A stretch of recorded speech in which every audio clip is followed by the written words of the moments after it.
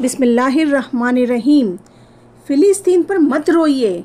दोस्तों, फ़िलिस्तीन की एक बेबस औरत ने 57 से ज़्यादा मुस्लिम देशों को ललकारते हुए कहा कि ए मुसलमानों, हम फ़िलिस्तीनियों पर रोना बंद करो क्योंकि तुम सब मर चुके हो। जिंदा तो हम फ़िलिस्तीनी हैं जो आज भी अपने बैतुल मक़दिस को बचाने के लिए अपने छोटे छोटे बच्चों को आग में जलता देख रहे हैं, अपने घरों को उजड़ता देख रहे हैं, माँ बाप भाई बहन की लाशों को एक साथ कब्रों में दफन कर रहे हैं। हाँ दोस्तों, ये हकीकत है। आज हम बात करेंगे उस मज़लूम शहर की कि जिसके लिए इमरजेंसी भी बहुत छोटा सा लफ्ज़ महसूस होता है। गज़ा के अंदर 32 अस्पतालों में से 12 बंद पड़े हैं, इलाज नहीं हो पा रहा, और जो बाकी चल रहे हैं उनमें भी तेल, साफ़ पानी और दूसरी ज़रूरी चीज़ें तेज़ी से कम होती चली जा रही है। डॉक्टर, नर्स या तो शहीद हो चुके हैं या वहाँ मौजूद ही नहीं हैं। अभी 24 घंटे में 700 से ज़्यादा लोगों की शहादतें हो चुकी है, जिनमें 203 सिर्फ बच्चे और बूढ़े हैं। अब तक पूरे गज़ा में 7,000 से ज़्यादा मासूमों की शहादत हो चुकी हैं और हज़ारों लोग जो मलबे तले दबे हैं, जिनकी लाशें बराबर निकाली जा रही हैं, उनकी कोई गिनती ही नहीं। हमारे सामने जो वीडियो आ रही है उनमें ऐसी ही दिल दहला देने वाली खबरें हैं कि जिन्हें सुनकर दिल खून के आंसू रोता है। आप भी थोड़ी देर के लिए ज़रा उस डॉक्टर की हालत सोचिए कि जो इमरजेंसी वार्ड में खड़ा है, बाहर से सायरन की आवाज़ आती है, वो एम्बुलेंस की तरफ भागता है, लेकिन एम्बुलेंस से जो लाशें उतर रही है वो किसी और की नहीं बल्कि उसी डॉक्टर की अपनी बीवी बच्चों की है। ऐसे वक्त में उस कौम की खिदमत करने वाले डॉक्टर की हालत क्या होती होगी। इसी तरह फ़िलिस्तीन की एक वायरल वीडियो आपने खुद भी देखी होगी कि जब एक डॉक्टर के सामने उसके मासूम बेटे की लाश लाई जाती है तो वो रोते हुए लोगों से कहता है कि मुझे थोड़ी देर के लिए अकेले छोड़ दो। एक अस्पताल के अंदर 5,000 से 15,000 तक लोग पनाह लिए हुए हैं, लेकिन अचानक उस अस्पताल की बिजली चली जाती है और हर तरफ अंधेरा छा जाता है। अब ज़रा सोचिए कि ऐसी हालत में हॉस्पिटल के इक्विपमेंट्स कैसे चलेंगे। उन मरीजों का क्या होगा कि जिन्हें 24 घंटे मशीन से ऑक्सीजन चाहिए। वो वीडियो तो आपने ज़रूर देखी होगी कि जिसमें गज़ा के शिफा अस्पताल में इनक्यूबेटर के आगे एक नर्स खड़ी रो रही है और दुनिया से रो रो कर मदद मांग रही है कि ये इनक्यूबेटर की जिसमें नए पैदा होने वाले बच्चों को रखा जाता है ताकि उनकी जान बचाई जा सके। वो नर्स दिखा रही है कि इनक्यूबेटर के ऊपर बार बार वार्निंग साइन आ रही है, हमारे इन मासूम बच्चों को गर्मी चाहिए, लेकिन अब हमारे पास इतना फ्यूल व ऑक्सीजन नहीं है कि हम अपने इन बच्चों को बचा सके। इन मासूम फ़िलिस्तीनियों तक अब मदद का पहुंचना बहुत मुश्किल हो चुका है।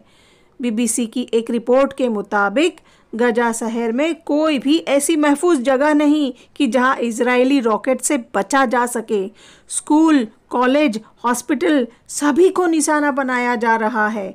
एक फ़िलिस्तीनी रिपोर्टर का ये कहना है कि जब भी हमें किसी भी मिसाइल के दगने की आवाज़ सुनाई देती है तो दिल में एक ही ख्याल आता है कि पता नहीं अब हमारे घर वालों या रिश्तेदारों में से किसकी शहादत हुई होगी, और फिर हम उस धमाके वाली जगह की तरफ दौड़ने लगते हैं और मलबों में दबे लोगों को निकालना शुरू कर देते हैं।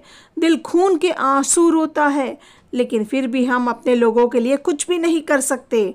दोस्तों, आप अंदाज़ा लगाइए कि 14 लाख से ज़्यादा फ़िलिस्तीनी अपने घरों से बेघर हो गए हैं। वो सड़कों पर रहने को मजबूर है। हू के मुताबिक एक इंसान को कम से कम 15 लीटर पानी चाहिए होता है, जबकि फ़िलिस्तीन में पानी की ऐसी कमी है कि लोग एक एक बूंद को तरस रहे हैं। 2 बेडरूम के कमरे में 50-50 लोग रहने पर मजबूर है। हालात ऐसे ख़राब है कि छोटे छोटे बच्चे अपने हाथों पर अपना नाम लिख रहे हैं ताकि मिसाइल विस्फोट में अगर उनका जिस्म जल जाए तो हथेली पर लिखा नाम देखकर घर वालों के लिए पहचानना आसान हो। ये देखकर हर ईमान वाले का दिल खून के आंसू रोता है। और जब यही छोटे छोटे बच्चे अपने माँ बाप की शहादत को अपनी आँखों से देखते हैं और लोगों से वो दर्द बयान करते हैं कि कैसे एक पूरी बिल्डिंग गिरी और मेरी माँ ने सिसक सिसक कर उसमें दम तोड़ दिया, तो वो मंजर बड़ा ही दिल को चीर देने वाला होता है। WHO के मुताबिक गजा में इस वक्त 50,000 से ज़्यादा औरतें प्रेग्नेंट हैं जिन्हें सहारे की ज़रूरत है। पानी की कमी और अस्पतालों व सड़कों पर कई दिनों से पड़ी लोगों की लाशों की वजह से वहां खतरनाक बीमारियों के फैलने का खतरा बढ़ता जा रहा है। गजा में 90% दवाइयाँ ख़त्म हो चुकी है। अस्पतालों में बेहोश करने का सामान मौजूद नहीं है, इसलिए मजबूरी में सीरियस लोगों का बगैर बेहोशी के ही ऑपरेशन किया जा रहा है। फ्यूल व तेल की बहुत ज़रूरत है ताकि जनरेटर चलाए जा सके और अस्पतालों को बिजली मिल सके, और अगर फ्यूल ना मिला तो पूरा अस्पताल ही शायद मुर्दा घर में बदल जाएगा। आपने वो वीडियो भी ज़रूर देखी होगी कि जब एक रिपोर्टर ने गजा के लोगों से सवाल किया कि आज गजा में लोग क्या कर रहे हैं, तो जवाब मिला कि सिर्फ मौत का इंतज़ार। यूनिसेफ की एक रिपोर्ट के मुताबिक फ़िलिस्तीन के 82% बच्चे इस कदर डरे हुए हैं कि वो रातों में अपने माँ बाप से लिपट कर सोते हैं। डर की वजह से वो बच्चे अपने नाखूनों तक को चबा रहे। हर मिसाइल की आवाज़ पर उनके दिलों की धड़कनें बढ़कर कई गुना तेज हो जाती है। दोस्तों, गजा को अगर नक्शे पर देखा जाए तो ये एक बहुत ही छोटा सा शहर है जिसे बाहर की दुनिया से काट दिया गया है। ये सिर्फ 365 किलोमीटर के दायरे में फैला एक शहर है। गजा में 23 लाख लोग रहते हैं। ये दुनिया का सबसे ज़्यादा आबादी वाला एरिया है, इसीलिए दुनिया के लोग गजा को एक कैद खाना ही कहते हैं, क्योंकि यहाँ पर आने जाने की भी पाबंदी है। इजराइल की इजाज़त के बगैर बाहर दुनिया में सफ़र भी नहीं किया जा सकता और ज़िंदगी गुजारने की ज़रूरी चीज़ें भी बहुत चेकिंग के बाद अंदर भेजी जाती है। पहले पूरा फ़िलिस्तीन मुसलमानों का था, लेकिन जब हिटलर ने यहूदियों को मारना शुरू किया तो कुछ यहूदी एक नाव में सवार होकर बहुत से मुल्कों के पास मदद मांगने गए, लेकिन किसी ने भी उनको पनाह ना दी।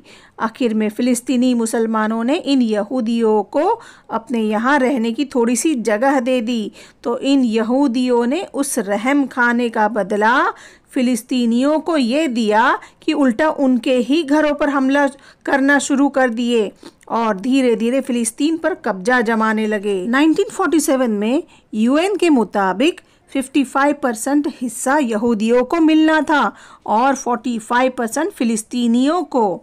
इसमें यरूशलेम को UN ने अपने कब्ज़े में रखा, लेकिन जब 1957 में 2 बड़ी जंगें हुई तो उसके बाद इज़राइल ने धोखे से 80% फ़िलिस्तीन पर अपना कब्ज़ा जमा लिया और फिर उन पर रहम खाने वाले फ़िलिस्तीनियों को सिर्फ वेस्ट बैंक और गाज़ा पट्टी में कैद कर दिया और इन दोनों शहरों के चारों तरफ एक ऊंची दीवार खड़ी कर दी कि जिसके बाहर यहूदी फ़ौजी 24 घंटा पहरा देते और कोई भी फ़िलिस्तीनी इजरायली यहूदियों की मर्जी के बगैर अपने शहर से बाहर भी नहीं जा सकता। और आज आप देख सकते हैं कि जालिम इजराइल ने फ़िलिस्तीन में क्या हालत बना रखी है। गजा में 90% घरों को मिसाइलों से तबाह कर दिया। 14 लाख से ज़्यादा फ़िलिस्तीनी बेघर हो चुके हैं। लोग एक एक बूंद पानी को तरस रहे हैं, लेकिन 57 से ज़्यादा मुस्लिम देश कुछ भी नहीं कर पा रहे हैं। वो गजा के लोगों को सिर्फ व सिर्फ दिलासे पर दिलासा दे रहे हैं, लेकिन कोई उनकी मदद को आगे नहीं बढ़ रहा। मदद तो छोड़ो, तुर्की व आज़रबैजान जैसे देश इजराइल को टैंक भर भर तेल भी दे रहे हैं ताकि मुसलमानों को मारने के लिए उन्हें पूरी मदद मिल सके। अब ईरान की भी हकीकत धीरे धीरे खुलती नज़र आ रही है। आप देख सकते हैं कि मासूम फिलिस्तीनियों पर होने वाले जुल्म को 25 दिनों से ज़्यादा का वक्त गुजर चुका है, लेकिन ईरान सिर्फ धमकी पर धमकी दे रहा है। इसके आगे अभी तक उसने कोई कदम नहीं उठाया। यहाँ तक कि हिजबुल्लाह के एक पुराने लीडर ने 2 दिन पहले ईरान की हकीकत खोलते हुए बयान किया कि ईरान सिर्फ मुसलमानों की मदद करने का ढोंग रच रहा है, वो किसी हाल में भी मुसलमानों का साथ नहीं देगा।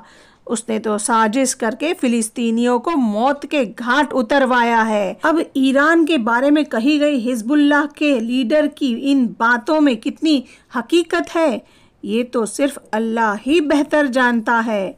लेकिन हदीस के मुताबिक अब यही लगता है कि ये सभी इस्लामी देश ऐसे ही बुज़दिल बनकर तमाशा देखते रहेंगे, यहाँ तक कि इमाम महदी अलैहिस्सलाम आकर जालिम लोगों के साथ इन मुनाफिक मुस्लिम बादशाहों का भी खात्मा करेंगे और अरब की मुकद्दस ज़मीनों को इनकी अय्याशी के अड्डों से खाली करके खैरुल कुरून की यादें फिर से ताज़ा कर देंगे।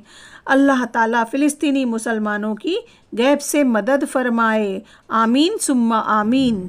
आज भी दुनिया के अक्सर देश फ़िलिस्तीन का साथ देते हैं। अगर आप फ़िलिस्तीन का साथ देते हैं तो इस वीडियो को लाइक और शेयर ज़रूर करें। ऐसी और वीडियो को देखने के लिए हमारे चैनल को सब्सक्राइब करें। अस्सलामु अलैकुम व रहमतुल्लाहि व बरकातुहू।